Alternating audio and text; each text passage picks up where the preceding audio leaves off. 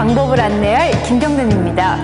발전된 21세기를 살아가면서 대내외적으로 가장 큰 화두는 바로 환경과 건강이 아닐까 싶습니다. 환경은 지구인이라면 당연히 지켜야 하는 그런 숙제이고요. 개인적으로 건강은 평생을 가면서 지켜가야 하는 그런 숙제이기 때문인데요. 이 두 가지를 한꺼번에 모두 다 해결할 수 있는 해답, 바로 자전거 타기입니다. 자전거 타기로 환경오염도 줄일 수 있고 또 건강도 지켜낼 수 있기 때문인데요. 실생활에서 자전거 타기를 시작하셨다면 지금부터 집중하세요. 여러분 혹시 액티브 에이징이라는 말 들어보셨나요? 나이가 들어가는 것을 걱정하지 말고 보다 건강한 삶을 위해서 적극적으로 노력하자, 이런 말인데요. 나이를 넘어서 밝고 건강하게 살고 싶어하는 현대인의 욕구가 담긴 말인 것 같습니다. 그래서 오늘 바로 행복한 자전거 타기로 액티브 에이징에 실천하고 계신 분을 모셔봤거든요. 바로 이분입니다. 1972년 통기타 가수로 데뷔. 아름다운 노랫말과 감성이 돋보이는 노래로 사랑받는 그가 지금까지 그때의 순수 청년의 모습을 간직할 수 있는 것은 그의 남다른 취미 MTB, 산악자전거 때문인데요. 대한민국 MTB의 선구자, 전도사 가수 김세환. 네, 행복한 자전거 타기의 전도사 김세환 씨 모셨습니다. 안녕하세요. 안녕하세요. 네.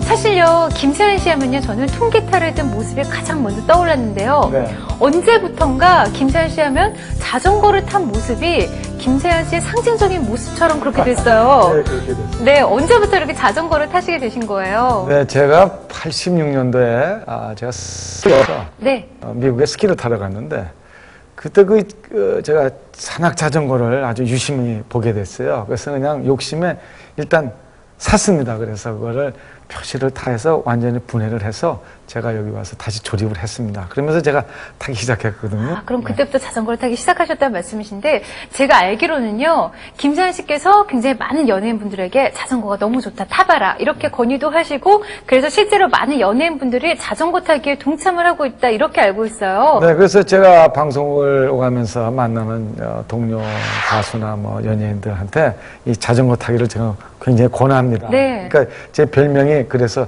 자전거 전도사란 말이 붙은 것 같아요. 행복한 자전거 타기의 전도사 김세환 씨와 그럼 실생활 속 자전거 중급 과정 지금부터 함께 배워보도록 하겠습니다.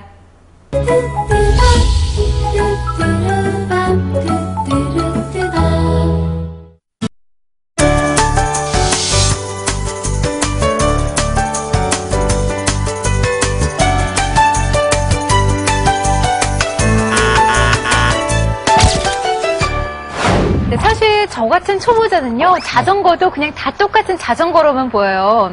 근데 자전거도 목적지에 따라서 달라진다면서요? 아, 물론이죠. 그러니까 출퇴근용으로 자전거를 타신다면은 이제 로드바이크라고 해서 사이클을 네. 탈 수 있겠고요. 또 산이나 강 주변을 친구들과 이렇게 레저용으로 타신다면은 네. 그 마운틴바이크, 산악 자전거를 타셔야 되겠죠. 네, 그러니까 자전거도 목적에 따라서 달라진다는 것 여러분도 꼭 기억해 주셔야겠습니다.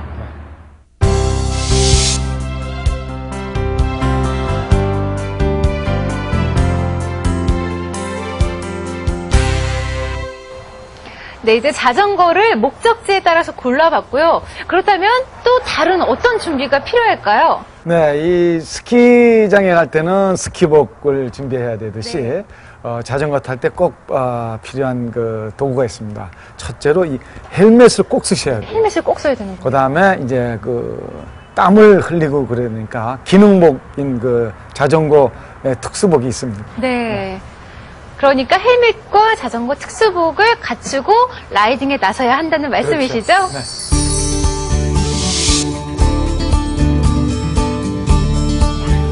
긴 바지의 경우 무릎 아래 부분이 체인에 걸리는 것을 방지하기 위해 발목 밴드로 고정시켜줍니다.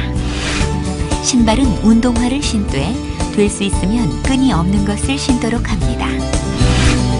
헬멧은 자전거를 타는 사람들에게 가장 중요한 안전장비로 안전벨트와 같은 것인데요.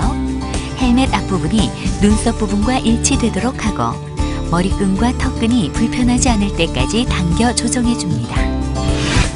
장갑은 핸들 잡기와 브레이크 조작이 쉽도록 착용합니다. 네, 목적지에 따라서 자전거를 골랐고 이제 복장까지 다 갖췄다면 그럼 이제 좀 출발을 해봐도 되는 건가요? 아닙니다. 그것보다 더욱더 중요한 것은 이 자전거의 안전 상태를 점검하는 것도 중요하게 되겠는데 거기에는 이제 타이어의 공기압이라든가 네. 뭐 브레이크 제동 장치라든가 또 핸들의 이 상태가 양호한지를 점검해야 되는데 그 중에서도 특히 중요한 것은 브레이크 제동 장치가 잘 돼 있는가 네. 그거를 확실히 점검을 해야 됩니다. 왜냐하면 그거는 사고와 직접 연결이 되니까 제일 중요한 상태가 되겠습니다. 타이어의 공기압은 체중에 따라 달라질 수 있으나 승차 시 타이어의 적지면이 10cm 정도가 적당합니다. 안장은 땅과 수평이 되도록 맞추고 안장의 앞을 잡고 좌우로 흔들면서 고정 여부를 점검합니다. 브레이크를 점검할 때는 먼저 고무와 림의 사이 간격이 1에서 1.5 정도로 적당한지를 체크해야 합니다. 그리고 앞브레이크를 잡고 자전거를 앞으로 밀었을 때 뒷바퀴가 들려야 하고 뒷브레이크를 잡고 자전거를 밀었을 때 뒷바퀴가 돌아가지 않아야 하는데요. 특히 브레이크 같은 제동 장치는 사고와 직접 연결되므로 세심한 점검이 꼭 필요합니다. 제가 이렇게 들어보니까요, 정말 자전거를 타기 전에는 준비 과정이 참 중요한 것 같은데요. 여러분들도 출발하시기 전에 꼭 준비 상황 체크하시고 출발하시기 바랍니다.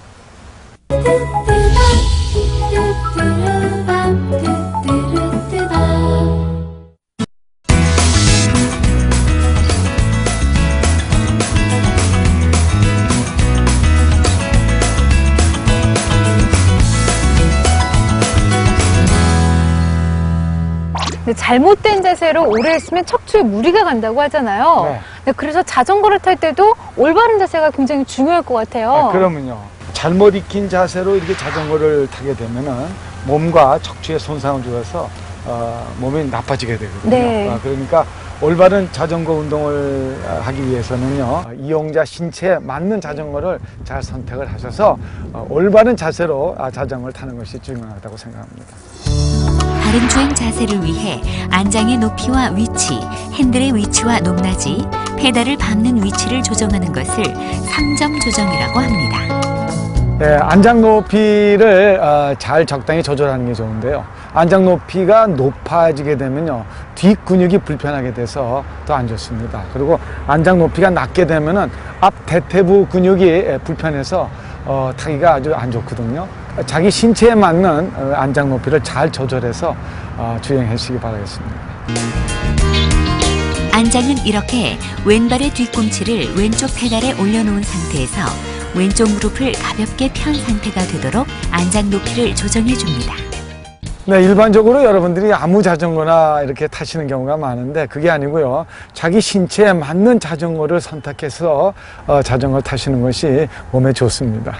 네, 가장 좋은 옷은 화려한 옷도 아니고 자신한테 꼭 맞는 옷이라고 하잖아요. 자전거 역시 고가의 장비가 아니라 자신의 신체에 꼭 맞는 자전거가 가장 좋다는 점 잊지 마셔야겠습니다.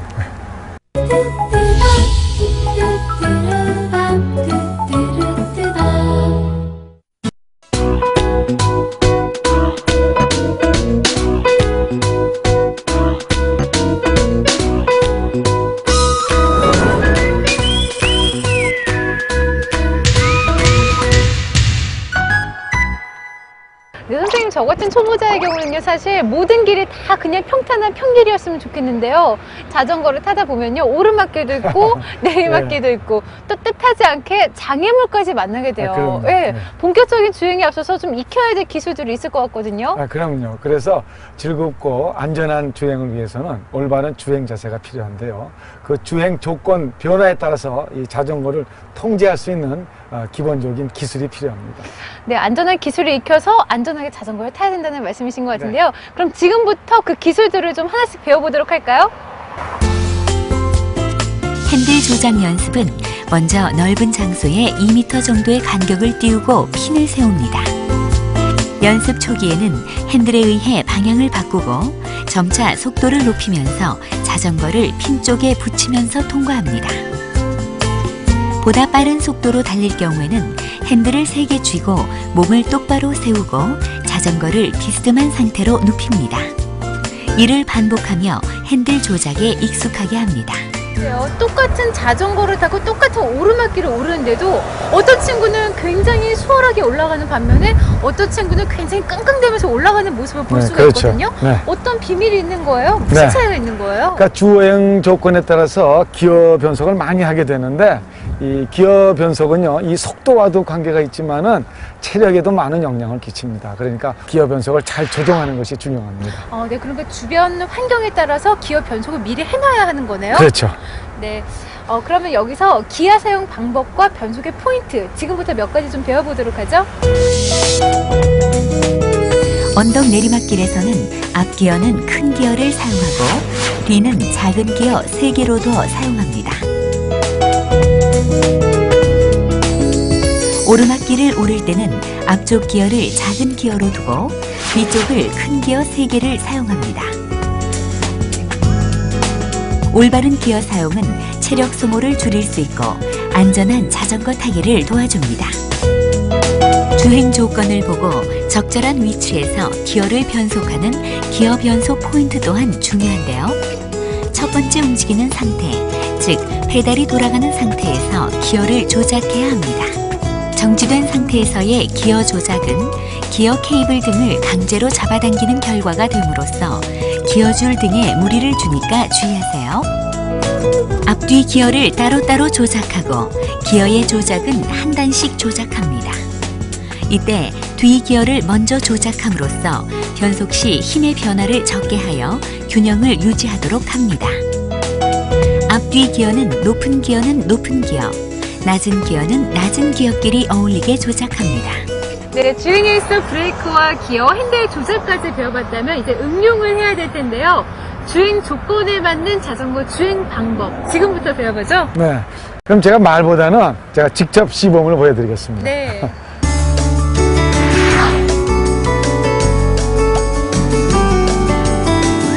이 코너더기는요, 이 급 제동을 했을 때 안정과 주행 속도의 그 변화를 최소화하기 위해서 많은 연습을 필요하게 하게 되는데요.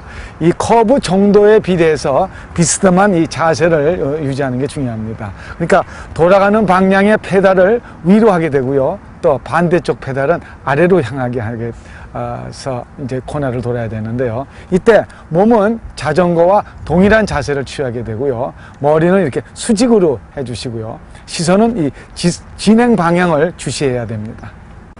네, 그런데 선생님 저 같은 경우는요, 주행을 할 때 오르막길을 오르는 게 가장 힘들더라고요. 힘들죠. 네, 어떤 분들은 힘을 싣기 위해서 이렇게 서서 오르막길을 오르는 분들도 계시던데요. 네. 저 같은 경우는 사실 그것마저도 쉽지가 않더라고요. 네. 그러니까 오르막길 주행에는요, 이 안장에다가 몸을 일으켜서 타는 네. 방법과 또 안장에 몸을 앉아서 이렇게 타는 두 가지 방법이 있는데, 그 운전자의 그 몸에 맞게 또 그 언덕의 경사에 맞게 적절히 사용을 하시면 되겠습니다. 엉덩이를 들고 타기는 경사가 급한 오르막, 그렇지 않으면 오르막을 짧은 시간에 통과하고자 하는 경우에 이용되는 기술인데요. 이렇게 허리를 위로 올려서 엉덩이를 안장에서 떼고 페달을 밟을 때 체중을 이용하는 방법으로서 오른쪽 발에 체중을 싣고서 오른쪽 팔은 핸들을 끌어올리면서 자전거는 왼쪽으로 기울이게 됩니다. 엉덩이를 들고 타기는 한 발 밟을 때마다 큰 힘을 페달에 전달시킬 수 있는 이점이 있지만은요, 체중의 무게까지 다리 근육이 지탱해야 되기 때문에 체력 소모가 좀 많습니다. 안장에 앉아 타기는 비교적 긴 오르막을 일정한 리듬을 유지하면서 힘의 소모를 최소화시킬 수 있는 주행 방법으로 허리를 안장 위에 고정시키고 이를 축으로 하여 회전력을 높이는 방법입니다. 네, 그런데 선생님 제가 이렇게 길을 가다 보면요, 평지에서 페달을 밟지만 손을 놓고 그냥 자전거 주행을 하는 사람들을 종종 봐요. 이거 굉장히 위험한 거죠? 그럼요. 이게 이렇게 멋있어 보이지만은 네. 굉장히 위험한 겁니다. 그러니까 그것 때문에 안전사고가 많이 일어나기 때문에 꼭 삼가하시기 바라겠습니다. 내리막길을 주행할 때는 스탠딩 자세, 페달을 돌리지 않는 상태에서 내리막길의 경사도에 비례하여 체중을 뒤쪽으로 옮겨줍니다.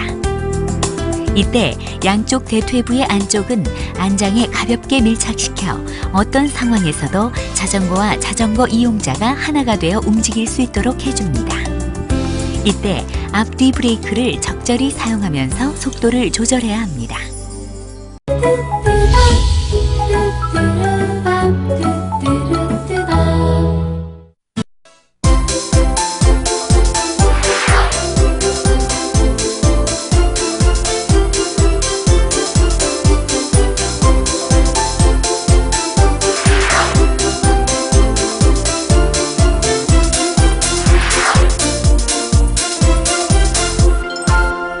자전거를 탈 때 무엇보다 네. 안전이 가장 중요시 돼야 할 것 같은데요. 네. 막상 건강에는 좋지만 자전거 도로가 다 있는 것도 아니고 수단으로 이용하기가 굉장히 어렵다. 이렇게 이야기하시는 분들이 많거든요. 네, 그래서 저도 가끔 이 방송국을 갈 때나 네. 뭐 친구 동창회 갈 때 이 자전거를 이용하게 되는데 이 도로를 어떻게 멀리까지 이렇게 왔냐고 이렇게 놀라는 친구들이 있거든요. 그러니까요. 저도 네. 사실 이렇게 도로를 다니시는 분들을 보면 굉장히 위험한 게 아닌가라는 생각이 들거든요. 네, 그러니까 이 자전거가 도로교통법상 그 차에 속하는 거 아시죠? 네, 그럼요. 그러니까 잘 정리된 전용 도로가 있으면 좋겠지만은 그렇지 않은 경우에는 자동차가 교통법규를 지키고 다니듯이 네. 자전거도 도로 주행 규칙과 질서를 지키게 되면은 안전하게 주행할 수가 있는 겁니다. 아니, 사실 자전거를 안전하게만 주행할 수 있다면 자전거만한 차가 어디 있겠어요. 그럼요. 건강 들죠. 또 건강까지 지킬 수 있죠. 저도 이번 기회에 꼭 배워가지고 출퇴근에 한번 도전해 봐야겠습니다. 자전거를 멈춘 상태에서 내리고 타야 합니다. 이때 반드시 우측에서 타고 내리는 것 잊지 마시고요. 자전거는 운전자가 자전거를 타고 있는 상태에서 뒤쪽의 안전을 확인한 후 출발하고 내릴 때는 자전거가 완전히 멈춘 후 뒤쪽의 상황을 확인 후 내려야 합니다. 네, 그런데 선생님, 네. 차가 많은 도로에서는 어떻게 주행하는 게 안전한가요? 네, 제일 안전한 것은 자전거 도로를 이용하는 것인데요. 자전거 도로가 없는 경우는 네. 차도를 이용하면 됩니다. 네, 그러니까 반드시 보도에 접혀 있는 차로를 이용하는 건데요. 주행 위치는 보도 쪽 갓길 표시선에서 차도 쪽으로 1m 정도의 지역을 이용하시면 됩니다. 또한 주행 시 자동차와 같은 방향으로 주행하고 역방향으로 주행해서는 안 됩니다. 사거리 건널목을 건널 때는 우회전 차량이 있는지를 확인해야 합니다. 신호등이 있는 2차선 이상의 도로에서 좌측으로 가고자 할 때는 직진 신호에 따라 교차점을 통과한 후 다음 직진 신호에 따라 횡단하는 것이 안전한 방법입니다. 횡단보도를 건널 때는 사람보다 빨리 출발하지 말고 자전거에서 내려서 끌고 건너야 합니다.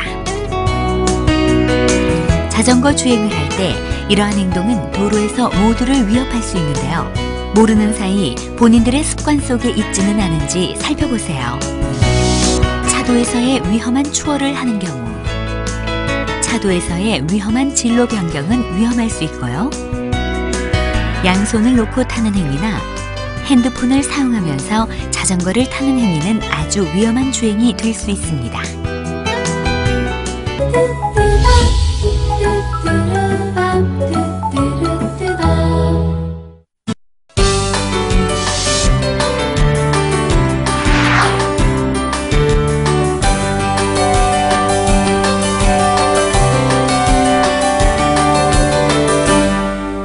네, 그런데 선생님, 자전거를 네. 타다 보면요, 자전거가 갑작스럽게 고장이 나서 당황하는 경우가 있어요. 네. 선생님은 왠지 그런 경우가 없으실 것 같은데 어떠세요? 아니죠. 저도 예전에 이 자전거가 갑자기 고장 나는 바람에 곤란을 겪은 적이 있었는데 사실 알고 보니까 나중에